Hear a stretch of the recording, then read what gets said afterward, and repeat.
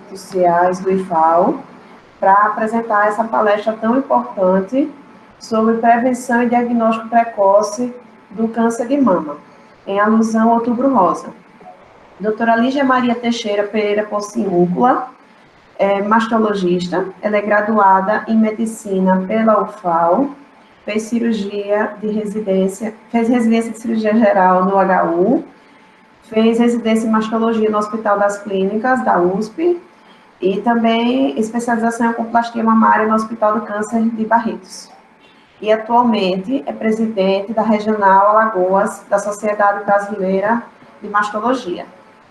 Ela vai proceder à apresentação e aí no fim vocês podem fazer as perguntas, tá? Aí se inscrevem no chat, eu vou chamando, podem fazer por escrito ou também podem falar. Sejam muito bem-vindos. Podem começar e agradeço mais uma vez, Lígia. Bom dia, Carol. Bom dia a todos os presentes. Gostaria de agradecer a oportunidade, né? Na verdade, acho que quem mais ganha com o convite sou eu. A gente sempre acaba aprendendo também muitas coisas com essas palestras, com essas aulas.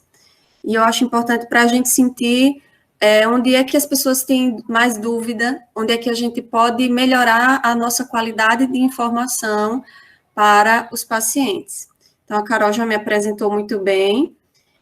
Eu vou começar falando sobre o Outubro Rosa, né? Essa aula é em alusão ao Outubro Rosa, que é um mês muito intenso para quem é mastologista, porque a gente fica na correria de tentar ao máximo passar as informações científicas de qualidade, porque o que a gente percebe é que no Outubro Rosa todo mundo quer tirar uma casquinha, né, do momento para se promover, e as pessoas acabam divulgando muitas informações incorretas.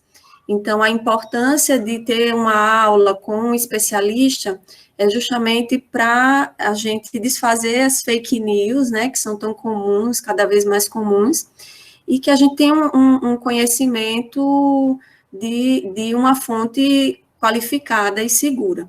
Então, esse ano, a Sociedade Brasileira de Mastologia lançou a campanha Quanto Antes, Melhor, Todos contra o Câncer de Mama. E qual o significado desse tema? O principal significado dele é relacionado à prevenção. Quanto antes nós pudermos adotar hábitos que nos permitam prevenir o câncer de mama, melhor, né? Nunca é tarde para começar, mas quanto antes nós fizermos isso por nós mesmos, melhor. Outra dada em relação ao diagnóstico. Quanto antes for dado o diagnóstico, melhor para as chances de cura e para a qualidade de vida daquela mulher, né, que vai passar por um tratamento que não é fácil. E por que existe o Outubro Rosa? Como foi que surgiu? Quando foi que começou todo esse movimento que hoje é mundial? O Outubro Rosa, ele teve início, basicamente, por causa de uma fundação nos Estados Unidos, no Texas. Existe uma fundação chamada Susan Komen. Esse é o nome de uma mulher que morreu de câncer de mama muito jovem. Ela descobriu a doença aos 33 anos e faleceu 3 anos depois, aos 36. E uma das irmãs dela acompanhou toda essa luta dela durante o tratamento. E prometeu para a irmã que ela ia fundar um instituto que daria fomento e estimularia as pesquisas com relação ao câncer de mama, com a finalidade de melhorar as chances de cura da doença. Isso já tem algumas décadas. Essa fundação, ela foi criada em 1982, e eles passaram a acolher mulheres e acolher também a pesquisa para o câncer de mama. E eles começaram a realizar corridas de rua. Então, por isso que hoje a gente vê corridas de ruas, caminhadas, eventos de atividade física são muito comuns nessa época do Outubro Rosa. Esse ano não teve por causa da pandemia, mas eles realizavam várias corridas que eles chamavam lá nos Estados Unidos de Corrida pela Cura. E no ano de 1991 foi realizada uma corrida na cidade de Nova York, e nesse ano eles começaram a utilizar o laço rosa como símbolo da campanha. Então, o símbolo da instituição, inclusive, é um lacinho rosa, né, como vocês podem ver aí no logotipo, é um laço rosa, só que é um laço rosa com a silhueta de uma mulher correndo. É o símbolo do Instituto e um grande símbolo do Outubro Rosa como um todo. Então, a partir daí, passou a se disseminar pelo mundo, vários monumentos no mundo são iluminados com a cor rosa no mês de outubro, a Casa Branca nos Estados Unidos, o Cristo Redentor no Brasil. Então, graças a Deus, um movimento que cresceu, né, que ganhou muita força ao longo do tempo e só vem aumentando. E ela conseguiu realizar o sonho da irmã. Realmente, nas últimas décadas, o tratamento do câncer de mama evoluiu muito, graças a pessoas como ela que acreditaram e estimularam a pesquisa nessa área. E aqui eu vou começar com uma pergunta, eu queria que vocês respondessem no chat, todas as mulheres que estão participando, se você tem algum receio de fazer mamografia. Quero que você coloque sim ou não. E aí depois eu vou, como eu não estou tendo acesso ao chat, eu não vou mexer em nada para não correr o risco de tirar a aula do lugar. Gostaria de pedir para a Carol só contar quantos sims vai acontecer. E eu quero que vocês sejam bem honestos, bem sinceras, tá? Não tenham vergonha de responder. No final, a gente vai voltar com essa enquete, é uma dinâmicazinha que na dinâmica presencial, eu levo as plaquinhas, né, para as pessoas levantarem. Mas eu quero que vocês respondam no chat e vou pedir para a Carol me passar o resultado depois. Então, a gente sabe que, em média, 1 em cada 8 mulheres vai ter câncer de mama ao longo da sua vida inteira, né? É um número que a gente considera elevado. Cerca de 12% das mulheres vai ter câncer de mama. E eu coloquei aí nessa ilustração, são 8 mamas, né?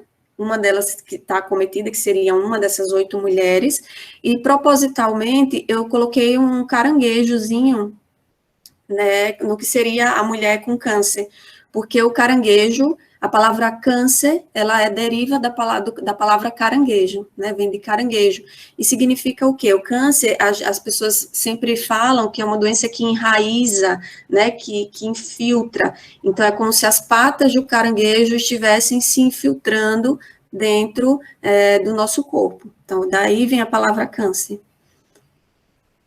E o câncer, não só o câncer de mama, mas o câncer de uma maneira geral, como é que ele surge, né? A gente sabe que as nossas células estão se dividindo o tempo inteiro, mas existe um controle, né, para que isso aconteça de uma forma adequada. Em algum momento pode acontecer um descontrole dessa multiplicação e as células começam em uma determinada parte do nosso corpo, seja por estímulo ou de uma mutação genética, ou por estímulo de alguma coisa do ambiente, do nosso comportamento no dia a dia, que pode estimular essas células a se multiplicarem sem controle. E daí surgem os nódulos e os cânceres. A Angelina Jolie, há alguns anos, ela causou um grande reboliço, né, na imprensa mundial, quando ela anunciou que tinha feito uma mastectomia bilateral profilática, que a gente fala, que é a cirurgia para diminuir o risco da pessoa ter câncer de mama. E isso provocou uma correria, muitas mulheres teve um impacto positivo, porque divulgou a necessidade de que algumas pessoas têm um câncer, um risco de câncer hereditário e realmente precisam fazer essa cirurgia, mas teve também um impacto negativo, que foi muitas mulheres que não têm necessidade de fazer a cirurgia que ela fez, passaram a procurar os médicos, cirurgiões plásticos, mastologistas, querendo que o médico sentava na cadeira do consultório e falava, doutor, eu quero tirar as 2 mamas. E não é bem assim, né? Se você for num médico e você chegar para ele e falar, doutor, eu quero tirar minhas mamas porque eu não quero ter câncer de mama, e ele já marcar sua cirurgia, saia correndo do consultório. Eu falo isso porque não é assim. É feito toda uma abordagem, uma investigação da histórico familiar, do histórico de risco da pessoa, né? A gente normalmente encaminha para um médico geneticista para fazer uma avaliação e um teste genético. Então, existe todo um processo para a gente saber se a mulher tem necessidade ou não de fazer essa cirurgia. E aconteceu, infelizmente, que muitas mulheres fizeram essa cirurgia sem necessidade. E é uma cirurgia complexa, não é uma cirurgia plástica simples, é uma cirurgia que pode ter muita complicação. Então, precisa ter muito critério para ser indicada, tá? E falando em câncer hereditário, né, muitas pessoas imaginam que a maioria dos cânceres de mama são hereditários. Na verdade, isso não é verdade, né? O que a gente sabe é que todo câncer é genético. Por quê? Porque precisa, em algum momento, a genética da célula alterar e ela se multiplicar sem controle.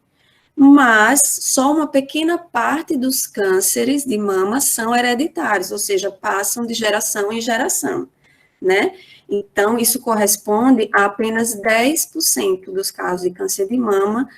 Atualmente, esse número vem reduzindo, até alguns trabalhos falam em só 5% do câncer de mama ser hereditário, ou seja, ser transmitido por herança genética hereditária, e 90% a 95% possui, ao acaso, que a gente fala que acontece.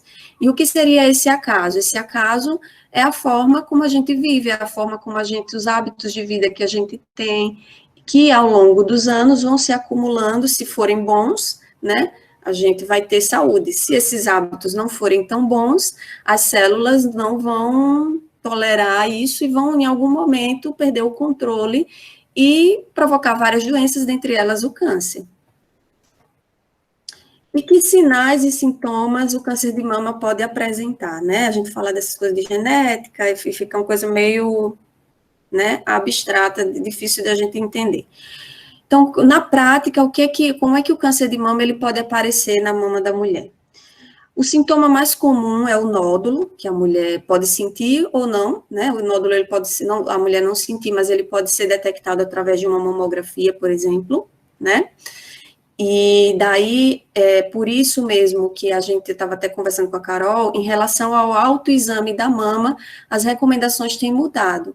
Por quê? Porque o autoexame, a mulher, o que acontecia? A mulher fazia o autoexame todos os meses, percebia que sua mama estava normal, e as que precisavam fazer mamografia, que já tem mais de 40 anos, por achar que estava tudo bem, por causa do autoexame, deixavam de fazer sua mamografia. E o que a gente sabe? Que o exame que encontra o nódulo numa fase que a gente não consegue sentir com a palpação é a mamografia.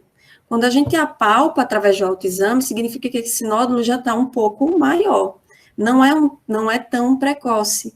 Então, o diagnóstico precoce da mamografia, quando a gente ainda não sente, é o maior responsável pelos altos índices de cura. Então, o autoexame, assim, a gente fala que pode fazer, né, mas não recomenda ele como um substituto da mamografia, por exemplo, para mulheres que têm mais de 40 anos.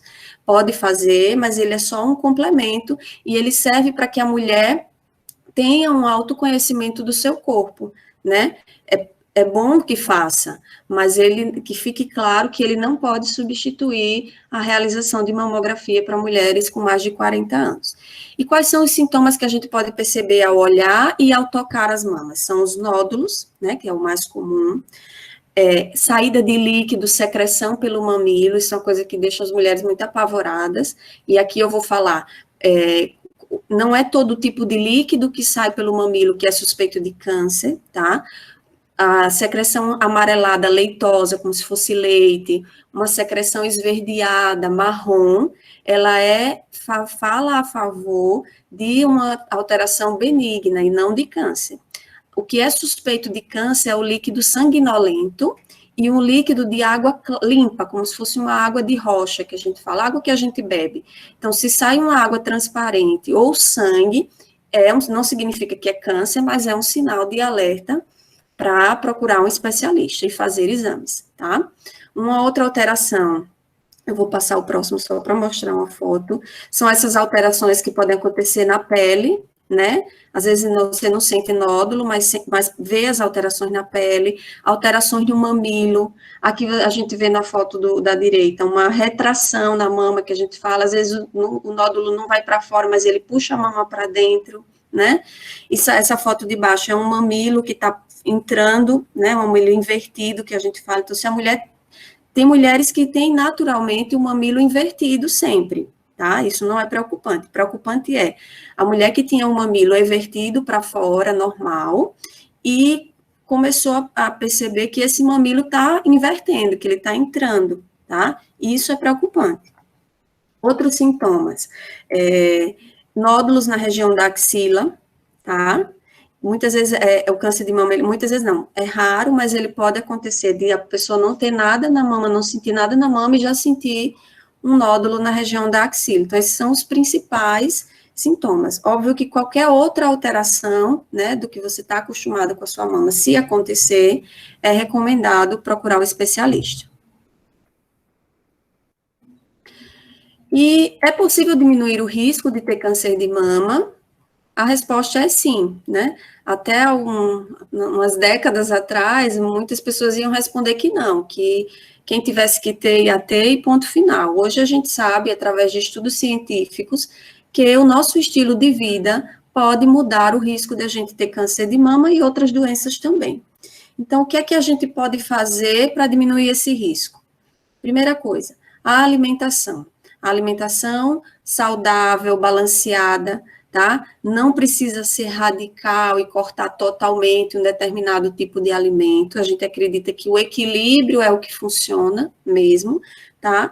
Mas as dietas que se mostraram reduzir o risco para câncer de mama são dietas com baixa ingestão de gordura, com alta ingestão de vegetais, frutas, castanhas, essas leguminosas, tá? Então, esse tipo de dieta mostrou diminuir o risco para câncer de mama. Aí eu coloquei aí um exemplo de um suco, coloquei um suco rosa, porque eu falei que eu fiz outro dia, esse suco fui eu que fiz. Todo mundo só fala em suco verde, já estava de saco cheio de tomar suco verde, fiz o suco rosa, com beterraba, abacaxi, gengibre, mel, né? Isso é só um exemplo. E atividade física é um aliado importantíssimo na redução de risco para câncer de mama. Mulheres ativas podem reduzir o risco de câncer de mama em até 20% ou mais. 20%, assim, é a menor redução que a gente encontra nos trabalhos. Mulheres na pós-menopausa que fazem atividade física têm mais benefício ainda, tá? E o que é que a gente recomenda? Existem umas diretrizes, né, que são publicadas de tempos em tempos. A última foi publicada esse ano e ela fala que a gente precisa fazer pelo menos 150 minutos por semana de uma atividade física de intensidade moderada. Pode ser corrida, caminhada, bicicleta, natação, dança, algo que dê prazer para fazer, né? Isso significa o quê? 30 minutos por dia de segunda a sexta, né? E muitas vezes as pessoas usam a desculpa, não tenho tempo. Eu falo que comigo não tem essa história, porque eu falo, faço o que eu digo e faço o que eu faço, né? Tem muito médico que fala para você se alimentar bem, fazer atividade física, e ele mesmo é sedentário ou não se alimenta bem. Comigo não tem isso, eu falo o que eu faço. Então, não aceito desculpas. Às vezes eu falo, não, mas eu tenho 2 filhas, eu trabalho muito, eu cuido da minha casa, lavo roupa, lavo prato, faço comida, e tenho tempo para fazer exercício, porque isso, para mim, é uma prioridade. Então, não admito que nenhum outro compromisso ocupe o espaço que eu determinei na minha vida para fazer atividade física, porque eu acredito que isso é uma poupança de saúde que eu estou fazendo ao longo dos anos. Uma outra forma de prevenir o câncer de mama é através da amamentação, né? Os estudos mostram o quê? Mulheres que, quanto mais amamentar, melhor, né? Vai diminuir mais ainda o risco, e de preferência amamentar por mais de 2 anos, né? Nós sabemos a dificuldade que é a amamentação, não é a coisa mais fácil do mundo, não é a coisa mais romântica do mundo, como a gente vê na foto, né? Às vezes é muito difícil, muito doloroso, muitas mulheres não conseguem. Então, não se sinta mal, não acho que você vai ter câncer de mama se você não conseguiu amamentar, não é isso, tá? Existem muitas outras coisas que você pode fazer para compensar o fato de não ter amamentado. Mas, para quem conseguiu amamentar, é um fator a mais de proteção. Então, o que eu já falei, alimentos ricos em gordura aumentam o risco de câncer de mama. Estudos mostraram que, para mulheres que tiveram câncer de mama, e reduziram a ingestão de gordura na sua dieta, houve 17% menos morte por câncer de mama no grupo de mulheres que reduziu a gordura na dieta. Então, imagina, de cada 100 mulheres, 17 a menos morreram. Isso é muito importante, só com a mudança na alimentação, né? Bebida alcoólica também aumenta o risco de câncer de mama, e o cigarro, o tabagismo também. E a gente falou de prevenção, mas algumas mulheres, mesmo fazendo toda essa prevenção, infelizmente vão ter a doença, tá? Não tem como a gente ser blindado, né? Mesmo que eu faça atividade física, que eu me alimente bem, eu não estou blindada, né? Contra o câncer, contra nenhuma doença. Eu diminuí o meu risco, eu fiz tudo o que eu pude, mas se mesmo assim a doença veio, de que forma eu posso diagnosticar ela na fase inicial?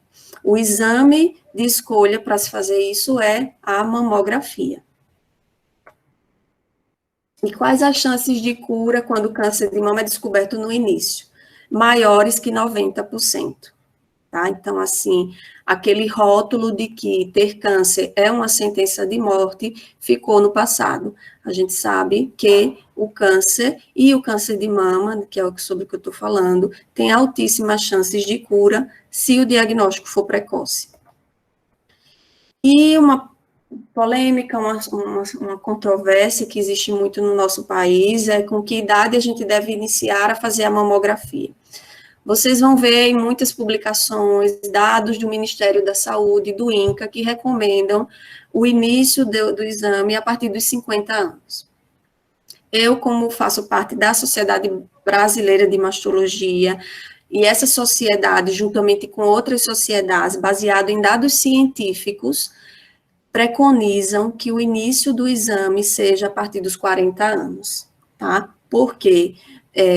Existem protocolos em outros países, e o Brasil acabou indo nessa linha o governo de orientar a partir dos 50, mas no nosso país, nós só temos dados crescentes demonstrando que existe uma alta incidência de câncer de mama em mulheres com menos de 50 anos, né?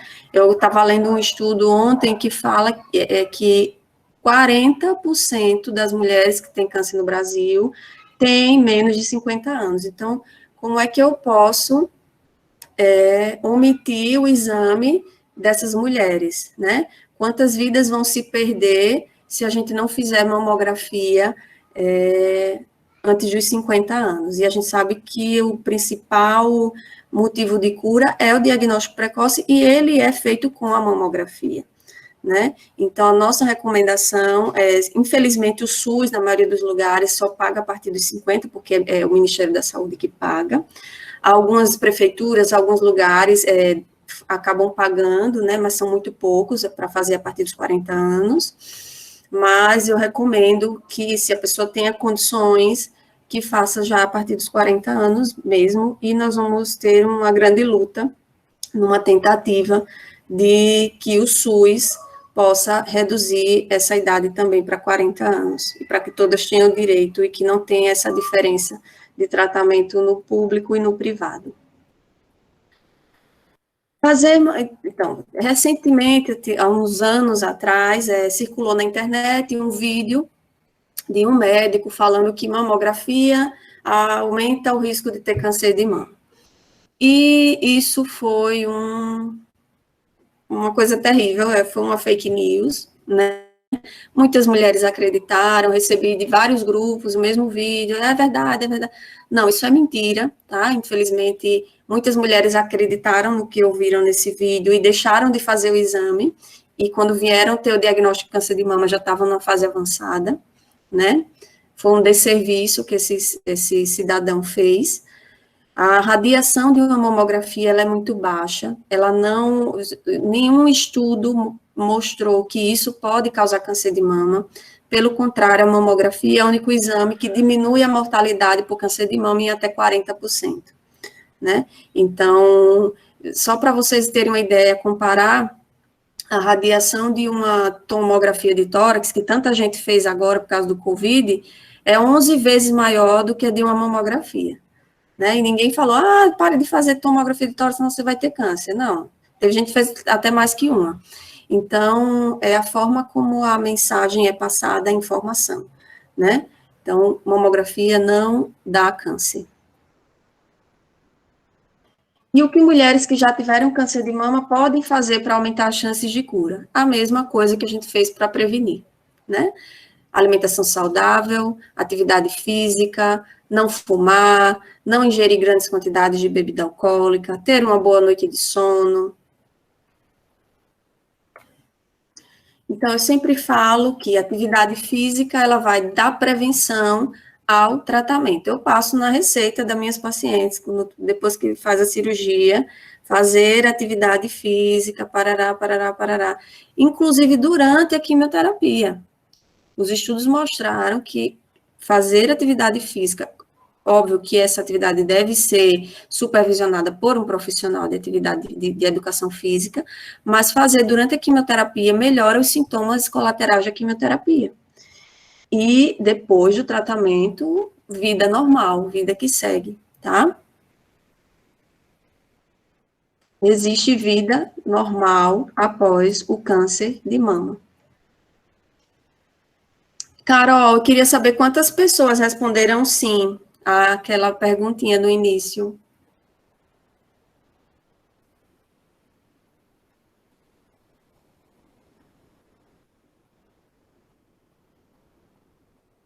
Carol, alguém está me ouvindo?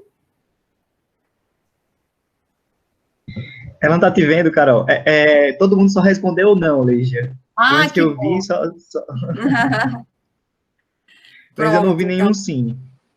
Certo. Pronto, isso, eu estava sem conseguir desativar aqui. Uhum.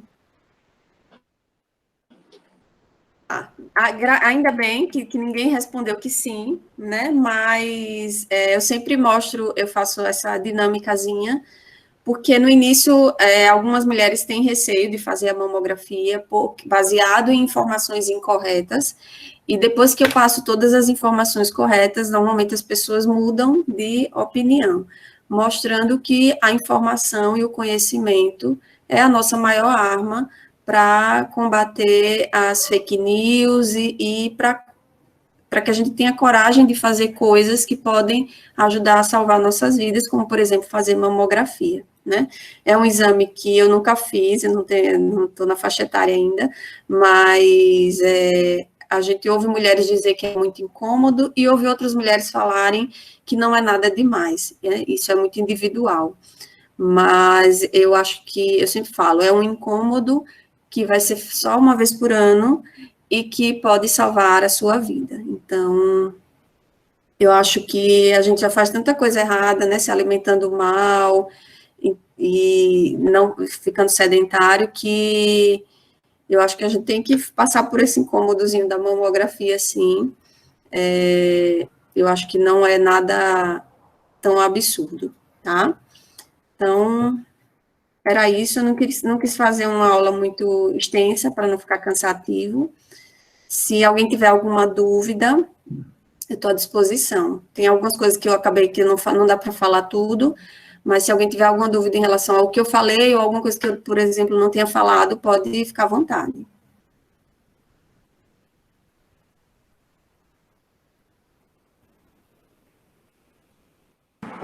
Foi ótimo, Lígia, obrigada. Eu vou começar com algumas perguntas, tá? Enquanto o pessoal se inscreve. Eu queria que falasse um pouquinho sobre periodicidade. Teve uma hora que eu caí, não sei se você chegou a falar, mas sobre periodicidade da mamografia, a partir dos 40 anos, bem como também para aquelas pessoas que já tiveram, por exemplo, uma filha que a mãe teve câncer de mama numa idade mais precoce, 35, 40 anos, se teria também diferença no início do rastreio. Sim, a mamografia ela deve se iniciar aos 40 anos e deve ser anual, né? Pelo resto da vida, e eu falo que não, alguns protocolos, eles limitam a idade da mamografia no máximo até 70 anos de idade. Mas a gente sabe que hoje em dia a gente não pode mais rotular as pessoas só pela idade cronológica, porque tem pessoas com 75, 80 anos extremamente ativas e com uma grande sobrevida pela frente. Então, avaliação individual, né, de pessoas mais idosas. Se essa pessoa for ativa, se ela tiver condições de se deslocar de casa para ir fazer o exame sem grande desconforto, e se ela não tiver comorbidades, por exemplo, se a gente estima que a sobrevida daquela pessoa vai ser no mínimo de mais 5 anos, essa pessoa deve continuar fazendo, sim, a mamografia. E com relação às mulheres que têm histórico familiar, que você falou, o que a gente chama de histórico familiar importante para a gente suspeitar para câncer de mama? São mulheres que têm parentes de primeiro grau, que é o quê? Mãe, irmã, filha, né, que tiveram câncer de mama, principalmente antes da menopausa, a gente fala antes dos 50 anos. Então, realmente, se você tem uma irmã, uma mãe ou uma filha, às vezes é a filha que tem o câncer, não é a mãe, você pode ter, sim, um histórico de câncer hereditário, né, que eu falei que é aquele 5 a 10% só, e deve, sim, procurar um especialista uma idade mais precoce, pelo menos a gente recomenda que seja 10 anos antes da idade que a pessoa teve o câncer. Por exemplo, se a sua mãe teve câncer com 45 anos, a idade máxima que você tem que procurar um mastologista para iniciar é 35, 10 anos antes. Né? O ideal é que seja até antes disso, se tiver comprovada já alguma mutação nessa família. Tem paciente que começa aos 20 anos, quando tem já sabido que na família tem a mutação, né? E a gente faz em mulheres mais jovens. A mamografia não é um exame de qualidade tão boa para quem é muito jovem, porque a mama é muita densa, que a gente fala. E aí, nessas pacientes, um exame que a gente utiliza muito é a ressonância magnética. Mas aí é individualizado caso a caso e o médico vai decidir a periodicidade, a partir de que idade vai começar. Certo. Temos algumas perguntas no chat. Uma moça de 18 anos que eu conheço está com um nódulo. Poderia me indicar onde ela poderia ir no serviço público para ter atendimento? O serviço público aqui em Alagoas, a porta de entrada é pela unidade básica de saúde. Então, o que é que acontece? A unidade básica de saúde vai dar esse primeiro atendimento, né, e vai encaminhar via Cora ou para a Secretaria Municipal ou Secretaria Estadual. Existe atendimento, assim, em alguns postos de saúde tinha mastologista, mas, infelizmente, o pessoal que assumiu na prefeitura acabou não ficando por causa das condições de trabalho, que não eram adequadas. Mas existe, sim, tem no PAN Salgadinho, eu sei que é um lugar onde tem atendimento de mastologia da rede pública que vem encaminhada do posto de saúde. Outra pergunta. Bom dia, ótima palestra. Gostaria de saber um pouco sobre o câncer de mama no homem. Boa. O câncer de mama no homem, ele é raro, mas ele existe, né? Eu já tive alguns casos. Como é que é a distribuição? A cada 100 casos de câncer de mama, 99 acontecem em mulheres e 1 acontece em homens, em média, né? É raro, mas a evolução, o tratamento, é tudo muito semelhante ao que a gente faz para a mulher. Então, o que o homem precisa fazer? Como é muito raro o câncer de mama em homem, o homem não precisa fazer todo esse acompanhamento, esse rastreamento que a mulher faz com mamografia, com consulta ao mastologista. O homem precisa ficar atento, né? Infelizmente, não tem um método de rastreamento para homem, porque é muito raro, não compensa fazer.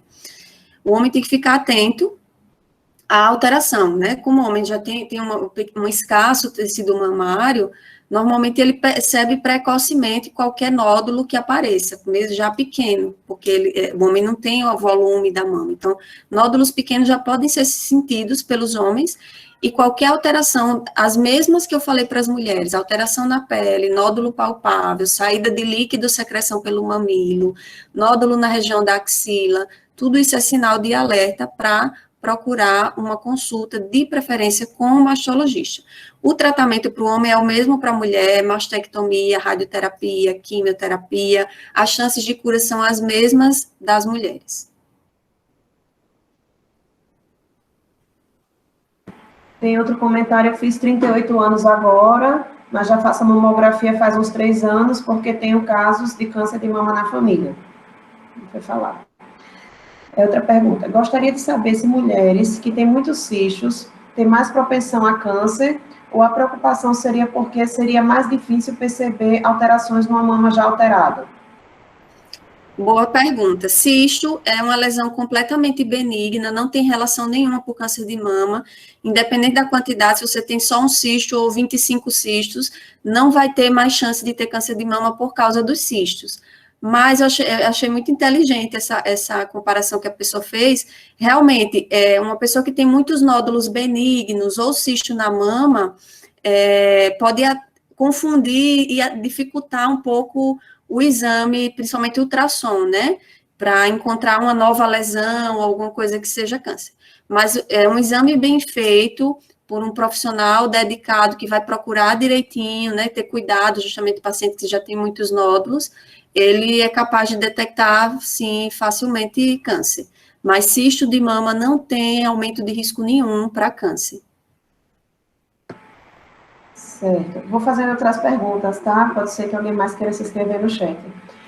Com relação às pessoas, as mulheres que têm prótese mamária, teria que ter algum cuidado a mais? Qual o melhor exame de imagem indicado também para rastreio? Certo. Para o rastreamento, ele é o mesmo para quem tem prótese e para quem não tem prótese.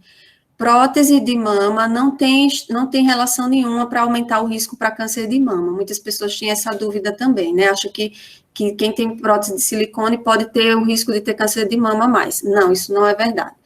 E o exame é o mesmo, é a mamografia, a idade de início é a mesma, a periodicidade é a mesma, tá? O que acontece é que quando vai fazer mamografia numa pessoa que tem prótese, a gente faz uma manobra diferente para poder deslocar a prótese e poder ver melhor a glândula mamária, tá?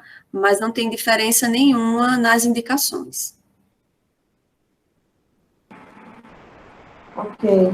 Com relação ao ultrassom, antes dos 40 anos, seria indicado? Quais situações? Qual a periodicidade?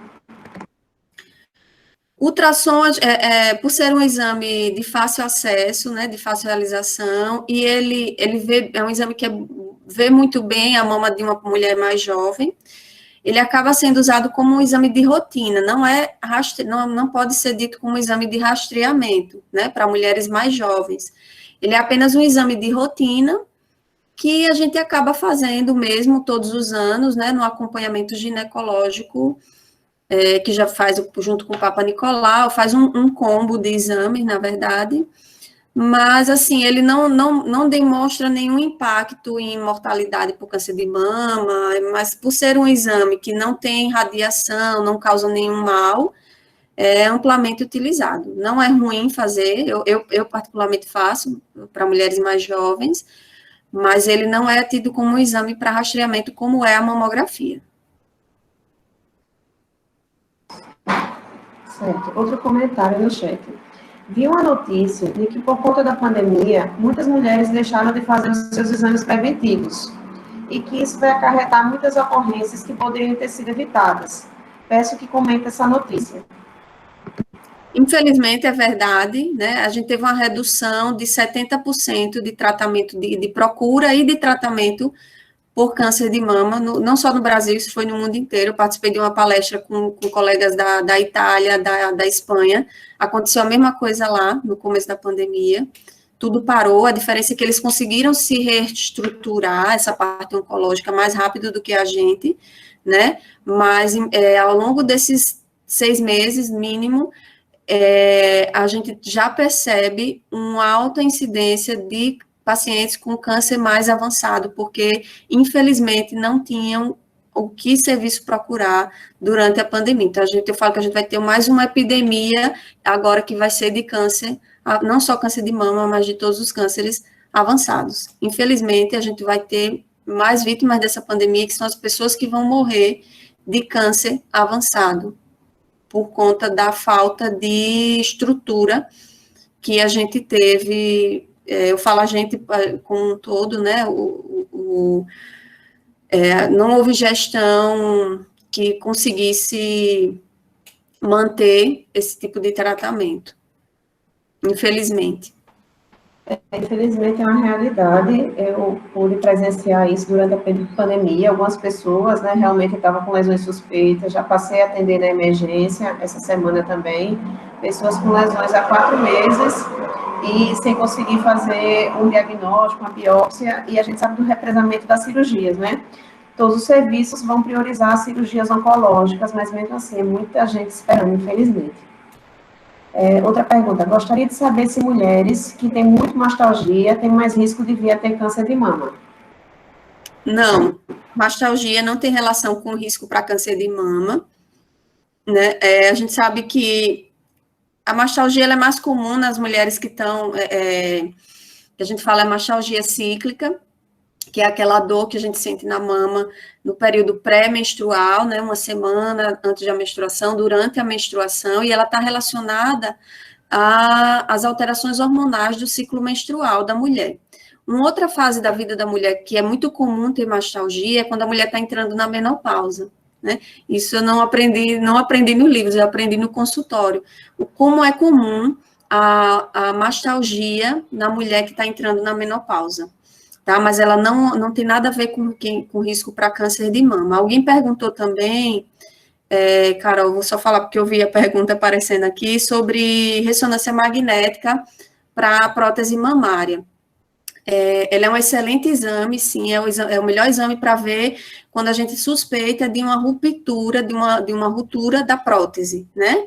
Mas outro mito que as pessoas acham que quando for fazer mamografia vai romper a prótese. Isso não é verdade, isso não acontece. É super seguro fazer mesmo com a prótese. Mas o exame de rastreamento para câncer de mama, para quem tem prótese, também é a mamografia. A gente só pede a ressonância quando tem suspeita de alguma complicação da prótese, como, por exemplo, se a prótese rompeu, né, diante dessa suspeita. Mas se não tiver nenhuma suspeita, não precisa fazer de rotina, não, a ressonância. Gostaria de saber se em casos avançados, que não houve condição cirúrgica, fazer só quimio e rádio ainda trazem chance de cura. Nos casos avançados? Isso, nos casos avançados. A gente fala que, assim, a partir do momento em que a doença tem metástase, que é o quê? Quando a doença se espalha para outros órgãos, né, que a gente fala, as chances de cura são mínimas, né, em pacientes com metástase, mas, assim, é aquela coisa, em medicina não dá para a gente garantir 100% nada. Eu já vi mulheres com metástases sobreviverem por mais de 10 anos, né, e com qualidade de vida. E já vi mulher evoluir muito mais rápido também, então, assim, é muito individual isso. Normalmente, os casos mais avançados, eles vão direto só para quimioterapia, são casos de pessoas que já têm metástase, já têm um comprometimento mais avançado da doença, onde a chance de cura é mínima, tá? Mas não dá para garantir que é 100% de chance de não ter cura para essas mulheres. Mas, à medida que a doença avança, a chance de cura diminui.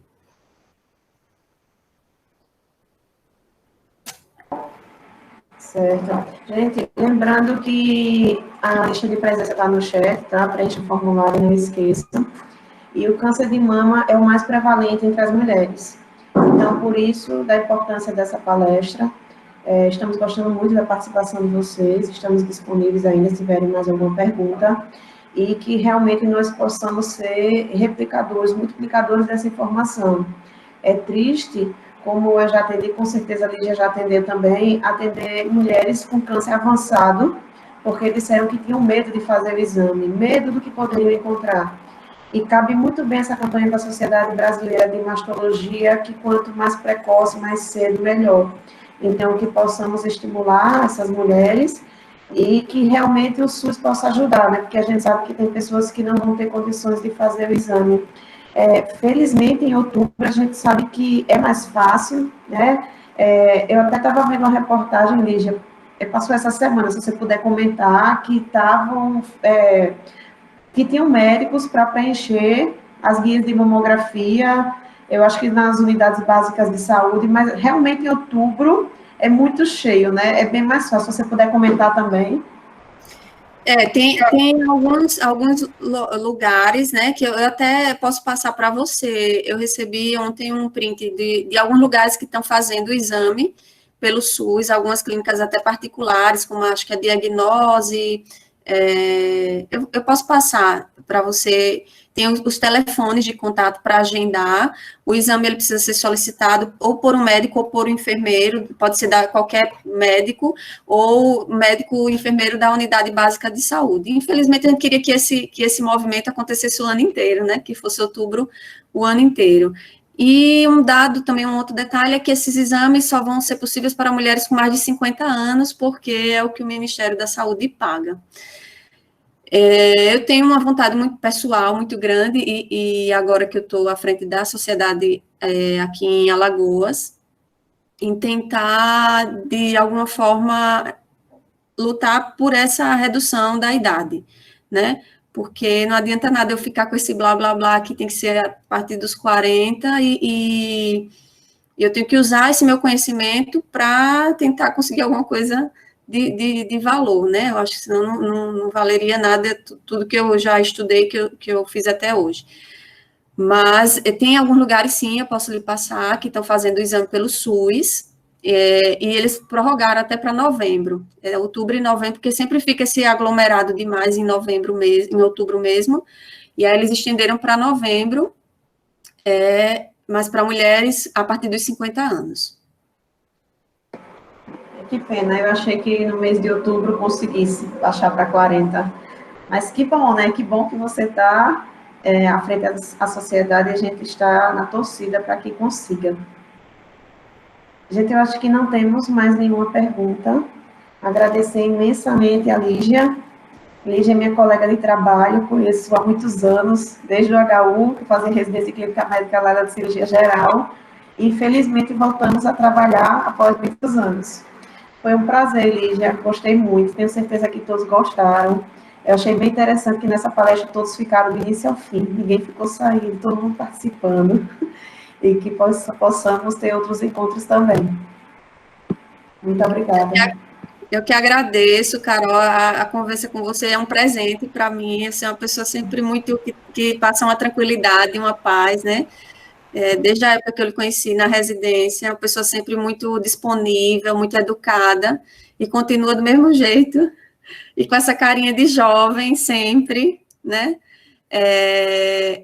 Eu fico muito feliz em poder conviver com você e muito grata pelo convite, por estar aqui, porque eu acho que a informação é o único jeito da gente conseguir mudar, né, e empoderar as mulheres e tirar o medo e a insegurança, que muitas vezes destroem, matam as mulheres, o que mata é o medo e a insegurança que leva a mulher a ter doenças que poderiam ter sido evitadas, né?